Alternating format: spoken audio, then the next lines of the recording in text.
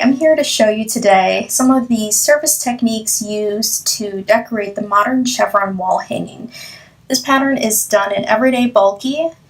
It is the chunkiest, heaviest version of our everyday family. It's our 100% anti-pilling acrylic yarn that can be washed, dried, and it withstands a lot of wear, comes in nice bright colors. This yarn is a brand new one for us as of fall 2018. This pattern starts out with a very simple knit base, but then we actually use a lot of techniques adding fringe and crochet to give it a lot of texture and fun to it. So the first thing I want to show you is what we're calling plush fringe, and that is what's used right here. It kind of gives it a very furry, almost like a plush rug kind of texture to it. This is used just adding little short, I've already measured about 3.5-inch pieces of yarn. And these are added with a crochet hook. I have the smaller of the two hooks the pattern calls for. I believe the pattern calls for an H8, but those are just guidelines. You just need a relatively small hook and a relatively large hook. The way that this is added is it's actually added first to kind of the lower half of a row of knit stitches, so kind of these bottom loops, or the bottom half of the ridge. And we'll go ahead and add those to the bottoms, and then you actually go back and you add it to the top half of the ridge. So when you add fringe to the bottom half of the ridge, you reach under that bottom loop, going from bottom towards the top. You grab the fold of the yarn, bring it through, grab the ends, and bring them through the fold. And you can just kind of snug them down a little bit like that. And that's what's going on right here. You can kind of open this up and see this whole nice little row that's all added on the bottom half of this garter ridge. When I added the piece, the fringe, this plus fringe to this project, I actually did go through and added to the bottom half of the ridge all the way across, then added to the top half of the ridge, then the bottom half of the next ridge, and worked my way adding up the piece. So, add one more piece to the bottom here.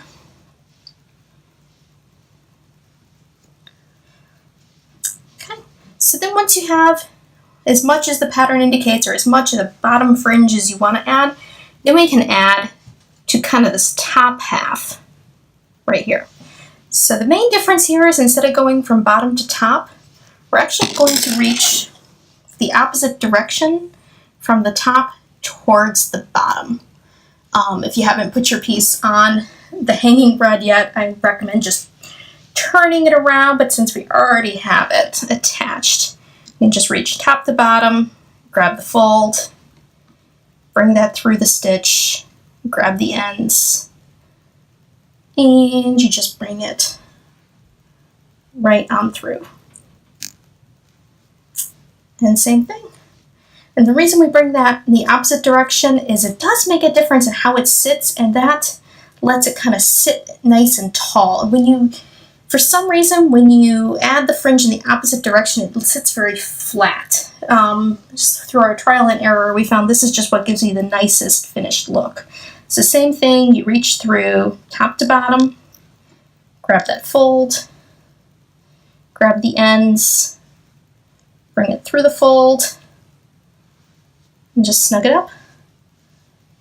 And that is kind of your plush fringe right there. And once you add it in, you get a nice full look.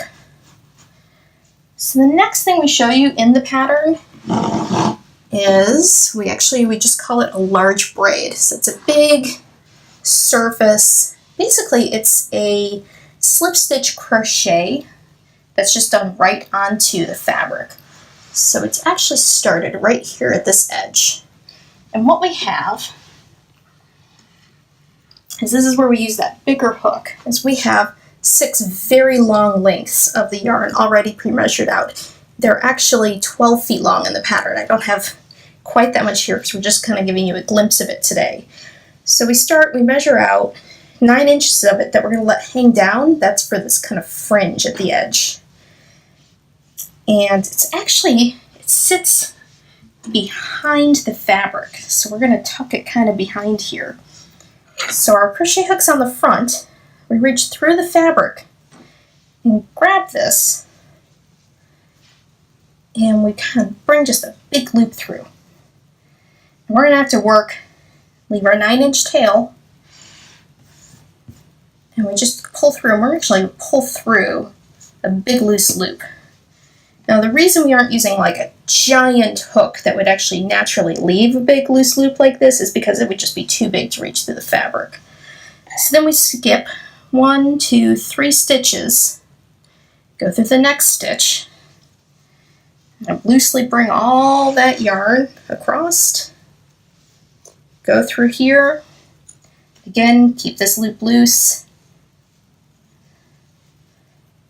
and there's our crochet chain.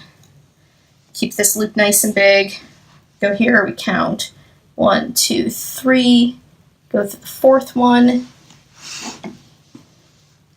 there's our back of our fabric, grab a big long piece of yarn, bring it to the front,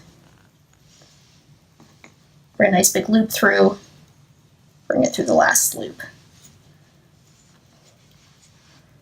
And if you just keep working, again, you keep that loose, count, 1, 2, 3, go through the 4th,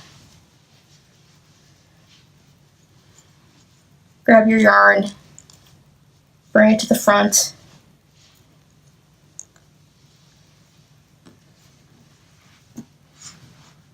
and if you keep working on that all the way across, you'll get a nice big kind of braid-like chain all the way across your piece.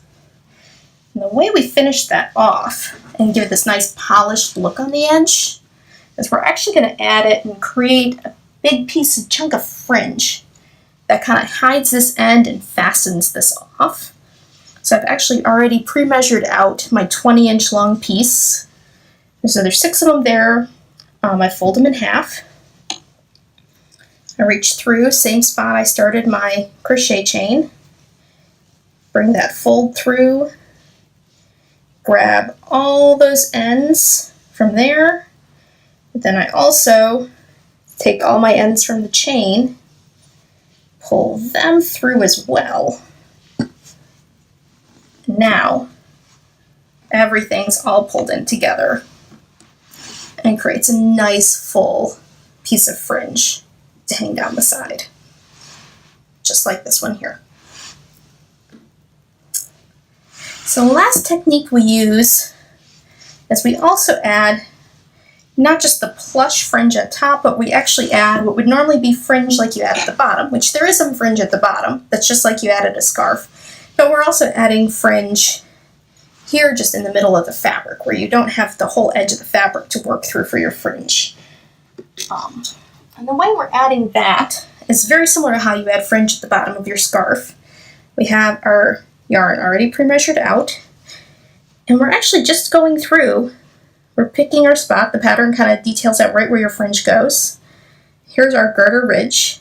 We're going through like the full ridge, so not just this little bit right here, because that doesn't really anchor the fringe in very well. That's kind of what we do for the plush when it's only one piece of yarn.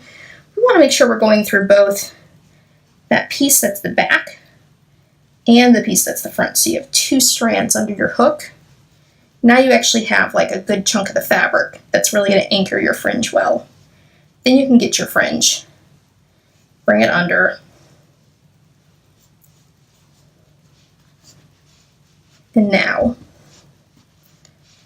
it'll sit nice and line up well for you. And then later on, when you go to finishing everything, then you can come back with your scissors. Fringe always gets uneven when you're adding it. You can trim off any bits that are too long.